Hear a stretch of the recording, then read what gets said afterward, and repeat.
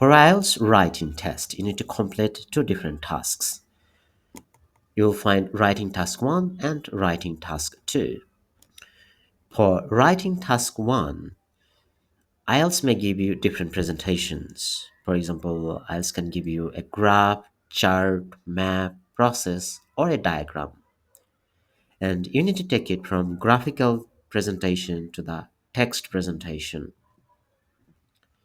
And for this, you need to write at least 150 words. If you're writing less than 150 words, your score will be compromised. For IELTS writing task 1, you will have around 20 minutes time to complete this task. Now let us consider about writing task 2.